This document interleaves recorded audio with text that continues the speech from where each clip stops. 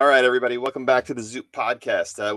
We have a somewhat of a different show for you today. Right now, you're talking to Eric and Jordan, two of the three co-founders of Zoop. Typically, we have some guests on the show, but tonight it's just going to be us kind of talking a little bit about ourselves, a little bit about Zoop, a little bit about some of the projects that we have going on right now. Thank you guys for checking us out. We are intending to be live every Wednesday at 6 o'clock Pacific, nine Eastern time. I should probably reverse that. On YouTube, on Facebook, that's the live stream. It'll live on those sites forever. So if you miss it, come back, check us out on YouTube, Facebook. I think we are posting on Instagram as well. Also, if you're an audio podcast listener, you could check out the Zoop podcast on iTunes, on Spotify. If there are other places that you hope that you could listen to the Zoop podcast, let us know, and we'll see about putting it up there as well. But for right now, we're just going to talk a little bit, give you guys a little bit of insight into Zoop, learn a little bit more about Eric and Jordan, two of the co-founders of Zoop, and I don't know, be here with you for a little bit. Eric, what's up? I've been on a few times talking with other people, but welcome, first time on the show. This is awesome. I'm usually on the listener side, just kind of peeking in. So awesome. I get to have a say on how this conversation goes. Well, at the end of this, we can get to those same conversations, those same questions that we ask everybody, and see what your answers are as well. Yeah, I'm going to turn it around on you. People get to learn about your background and your life. Fair enough. I have to admit, I'm in like a little cubby here. Where I work out of is sort of just like, for lack of a better way to describe it, like a hollowed out closet. So I'm surrounded by three walls. I have this curtain behind me, but on the three walls, I have artwork. I have art pages. I have, my 9.8 New Warriors #1, and that's going to be the answer to a lot of questions. For me, the answer to all of life's questions is the New Warriors, but we'll get to that, I'm sure. I think at this point, with the amount you've talked about New Warriors, that's like a gauge to see if somebody has done their homework on you. If they say something about New Warriors, then it's like, all right, they've obviously been listening to Jordan for months now. But if they ask you just an open-ended question, like, so, how did you get into comics, and what were your early favorites? Like, oh God, this guy doesn't know anything about what he's about to hear. All of that detail that you're about to get into New Warriors and the art. What's the artist? Mark Bagley, Mark guy. Bagley.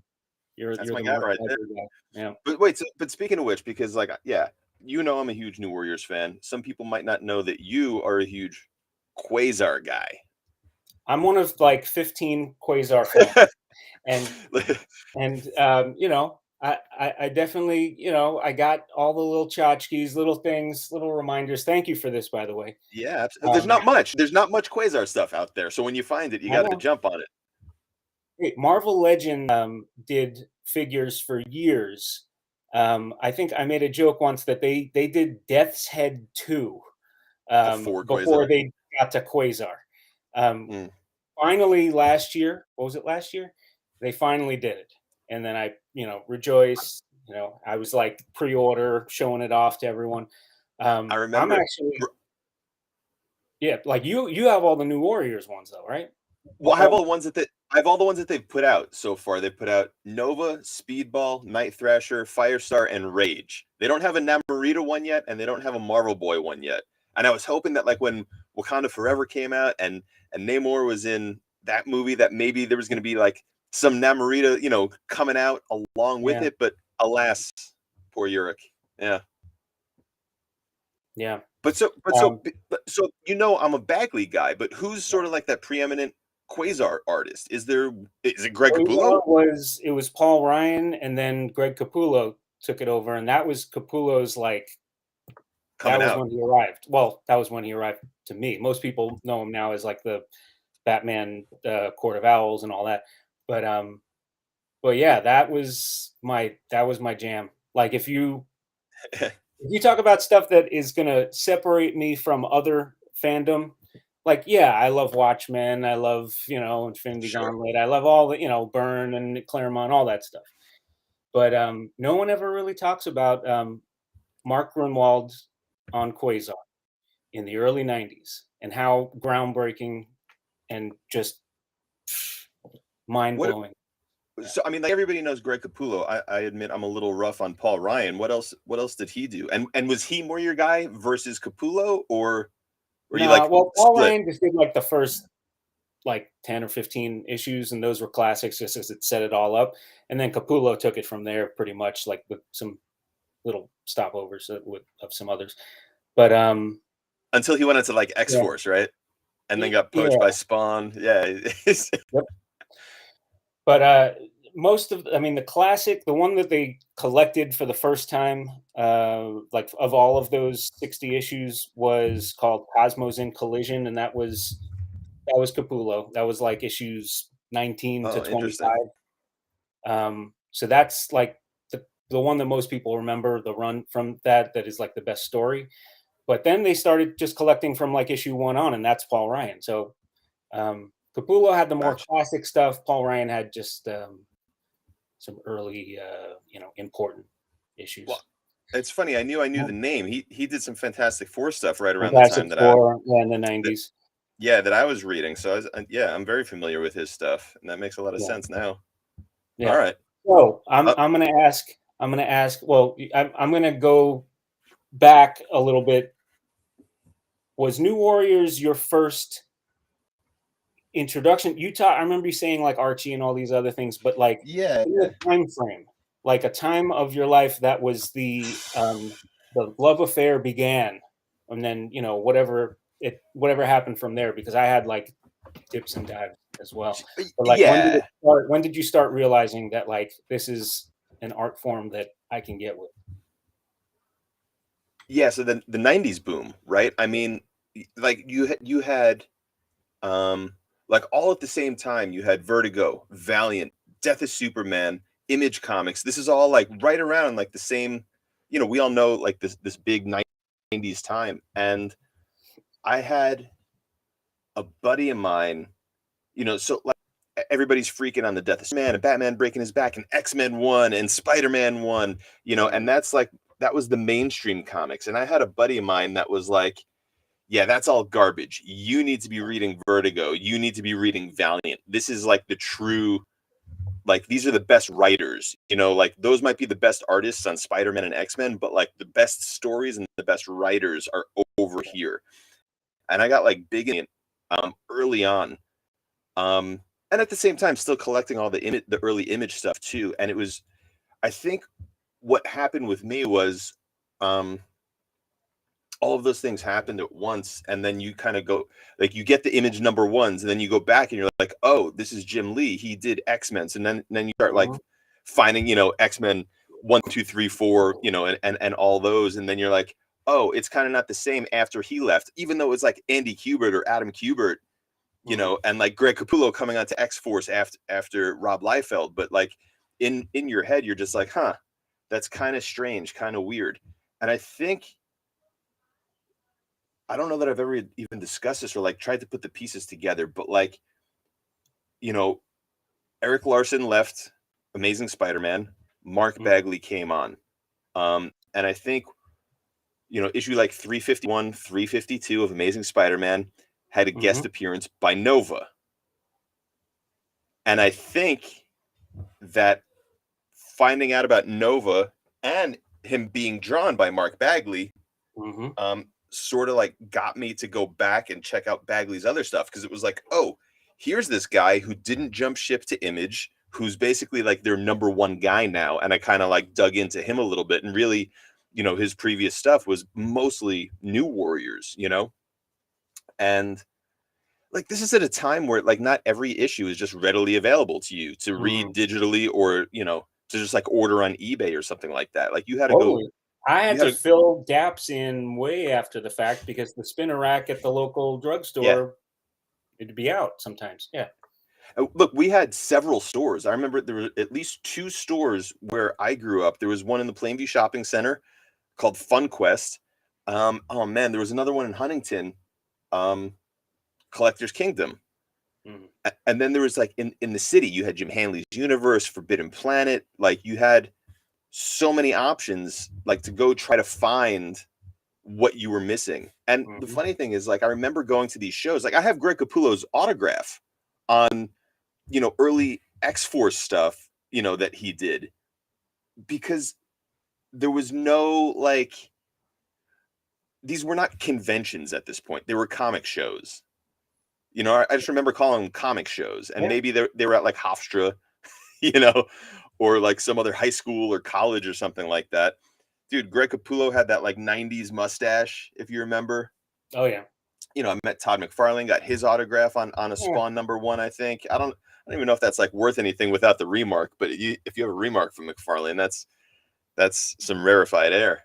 But yeah, I mean, like, through all that, the team that I just like, I don't know why, just most closely like related to was the New Warriors. It's like, hey, these guys are teenagers. I'm a teenager. I have my problems, but their problems are, like saving the world, but they also have my problems. I think that there was something about that book that I just like connected with, and it's really strange. I'll tell you this, and I don't know if you same way, but like about Quasar, for example, but like, I feel like that book sort of informed a lot of my worldview. And what I mean by that is there was a black leader who was a billionaire.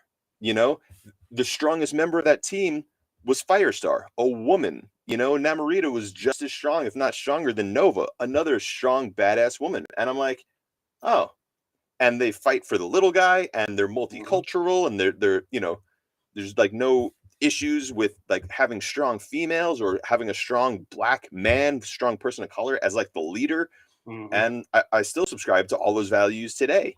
Like, between that and punk rock, it was kind of like, hey, we all believe in unity. We all believe that there's a culture for everybody, that like, you shouldn't be sort of pigeonholing people or excluding people. Bring it all together. And I feel like that book unintentionally was like really kind of shared a lot of punk rock ethos.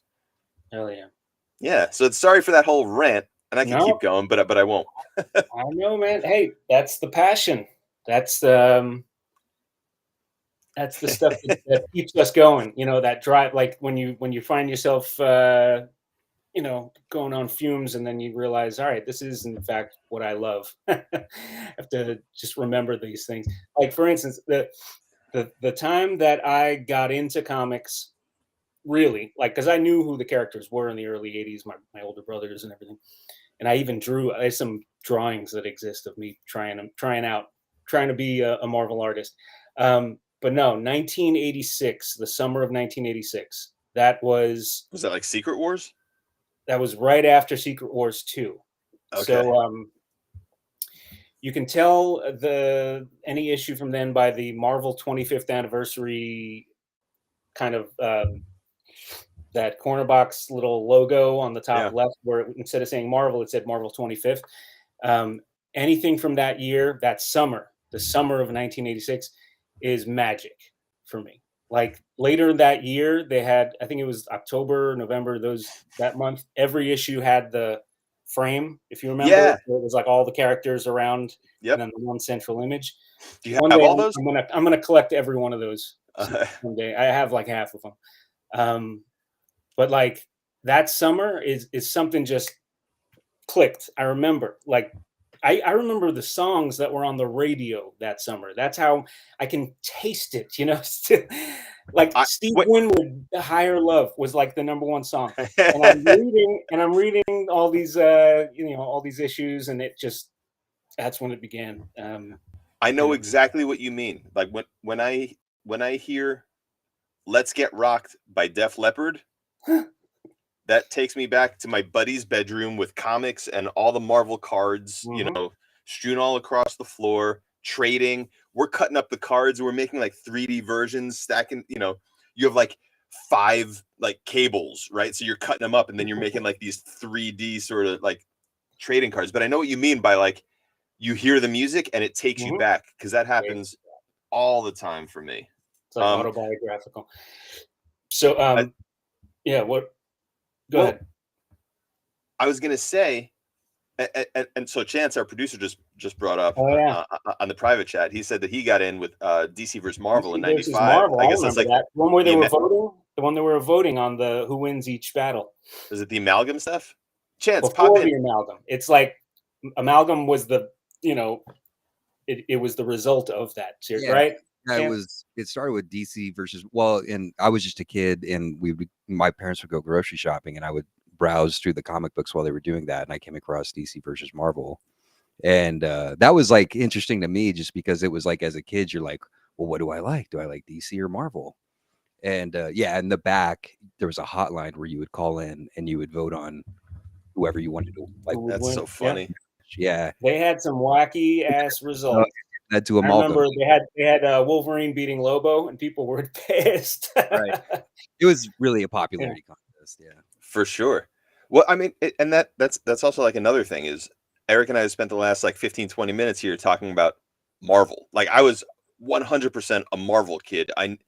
It was so hard to get into DC for me. Like I was like, I don't like this art style. It didn't hook me as a kid. It wasn't dynamic like Marvel was, or like the stuff was. And I don't know, Eric, were you a Marvel kid too, or did you read DC at the same there's a time? term for it, a Marvel zombie. I was a Sure. Marvel zombie. And then, because I guess, I don't know, the DC stuff, I just felt like it had too much history, like for me to have to catch up on, where Marvel, you could just jump right in.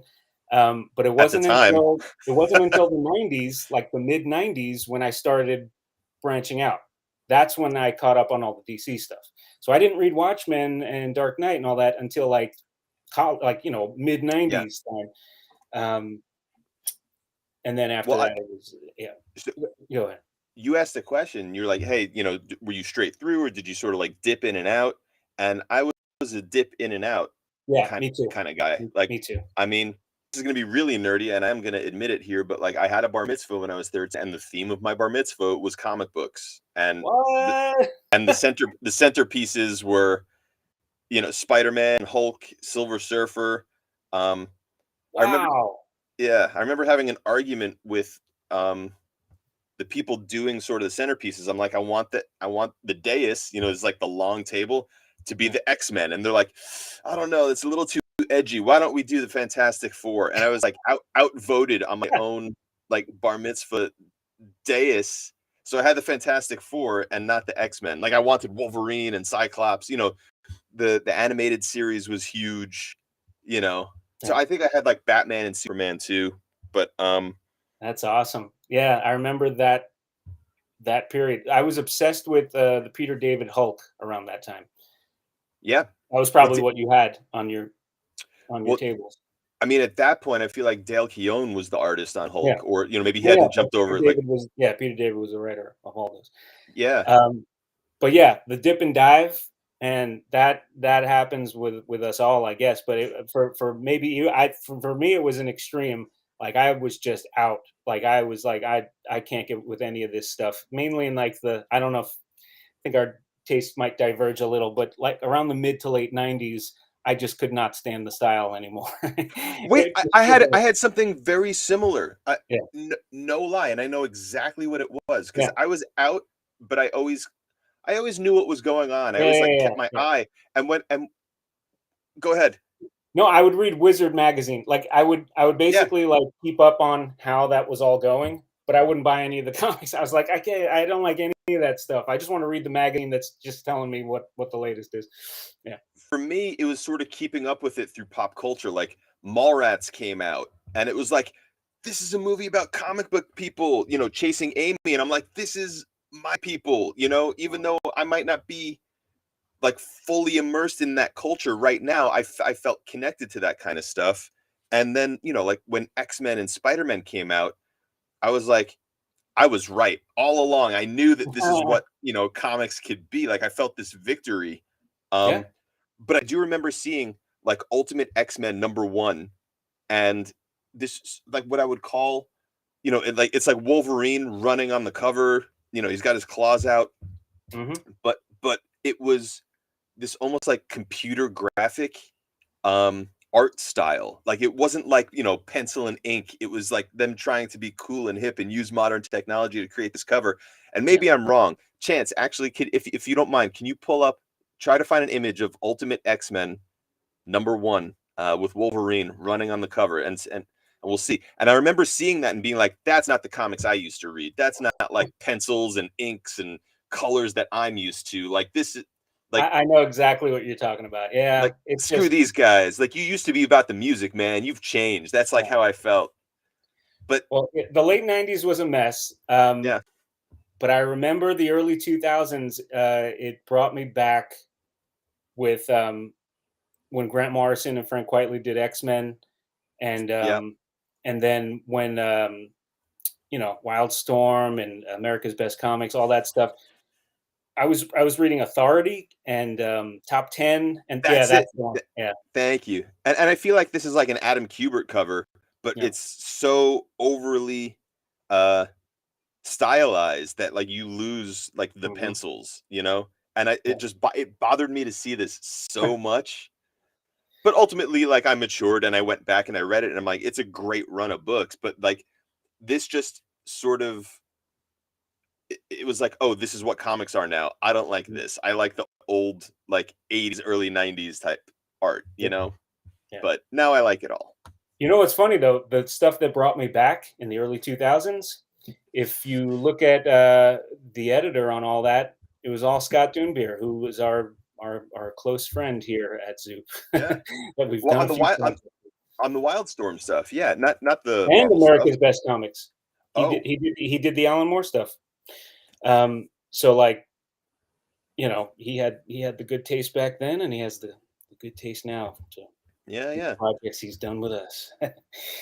um, But yeah, I mean, here's a tip. I mean, I got back into comics, um, sort of like when Comixology came out, because mm, at that time I was a touring musician, and I kind of like wanted to bring comics with me where I went to have something to read, and graphic novels, whatever. yeah, And I would sometimes, but then like I was like, oh my god, I could have all the comics in this one device, yeah. and that for me as someone who was like never home and was able to travel with like a reading selection was huge for me. I don't know if I ever told you the one time I met David from Comixology, um, I thanked him for the timeliness of when they came out. Like I think it, if I'm remembering the year correctly, it was 2011 when they had the app, and I was just dabbling and downloading a bunch of the free stuff at first or whatever.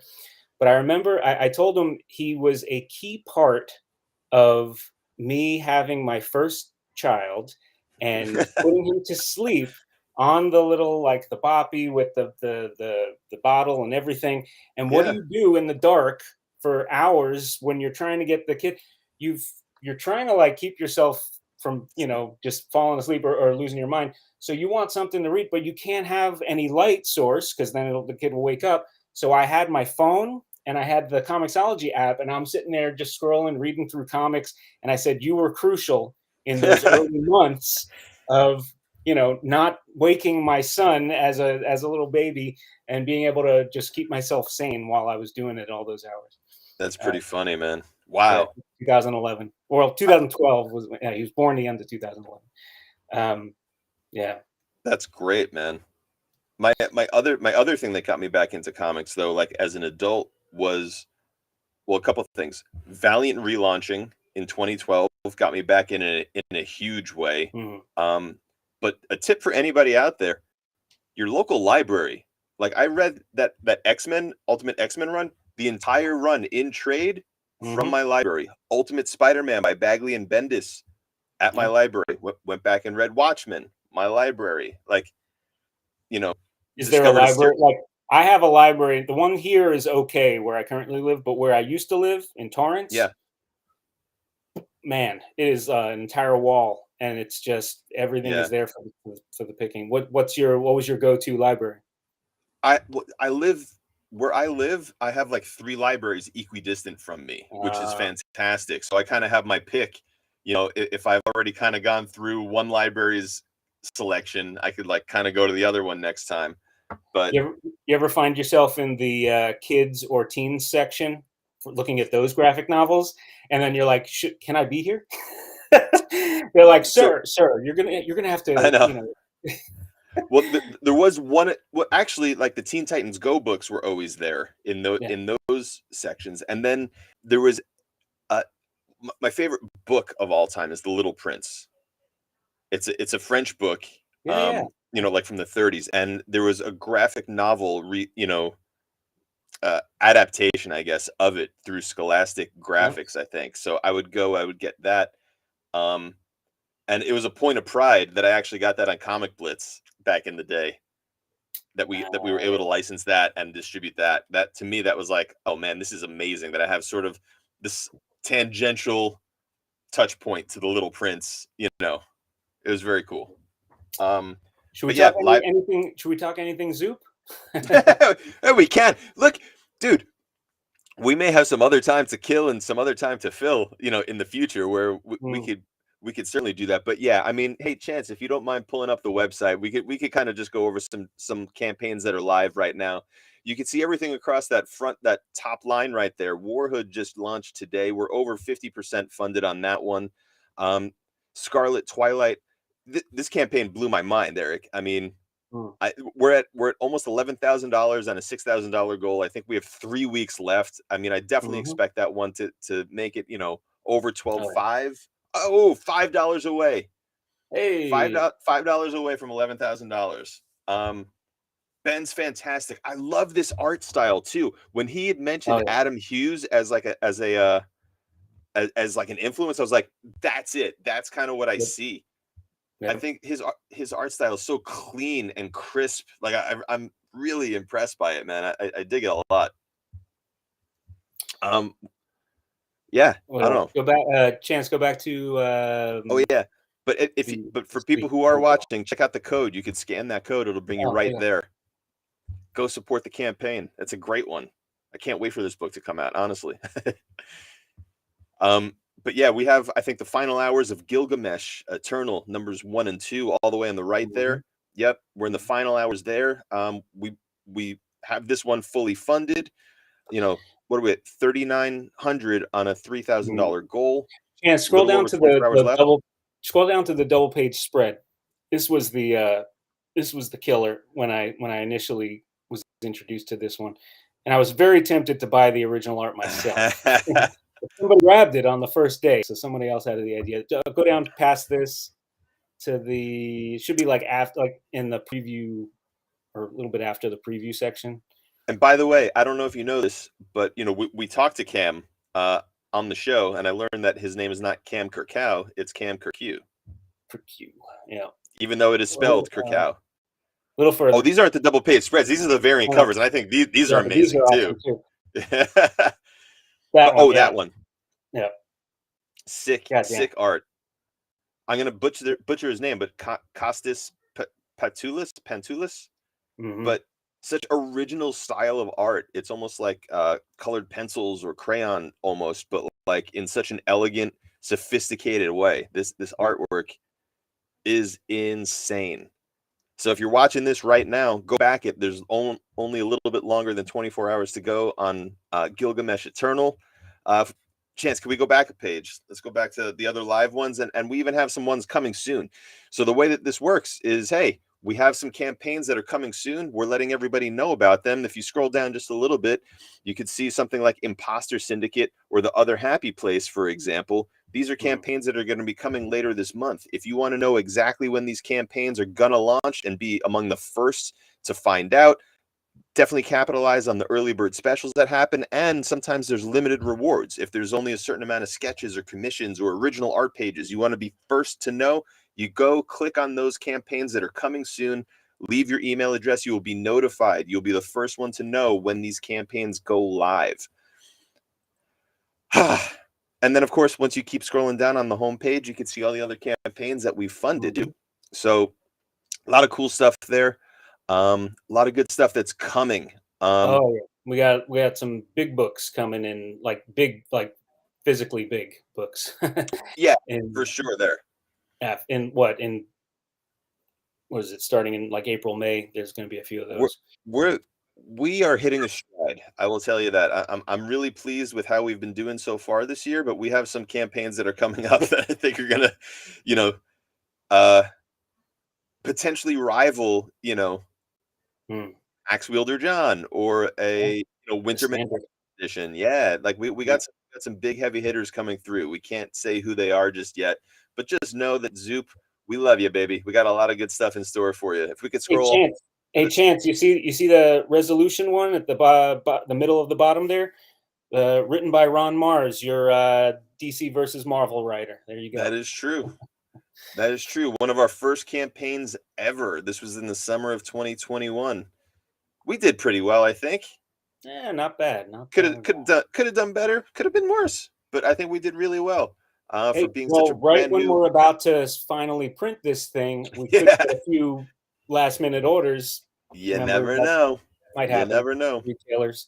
So one last thing, Chance, if you can go back to Sex, Spies, and Rock and Roll, I definitely want to highlight this one because I know that we were about 4% away from our goal last time we checked. Let's see where we're at right now. Yeah, man, $9,848 on a $10,000 goal. We got about 48 hours left to go. Who's it going to be? Who's going to put us over? Who's going to be the one? Who's going to be the one in the 200 and I'm going to say maybe 35, maybe 240?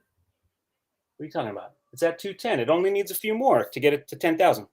Oh, I know, but I'm not going to be satisfied with just 10,000. I want this thing to go even higher than that. I thought you meant, yeah. No, I just meant who's going to put it over 10,000. Yeah, well, who's going to be maybe either number 211, maybe you're going to be number 214. I don't know.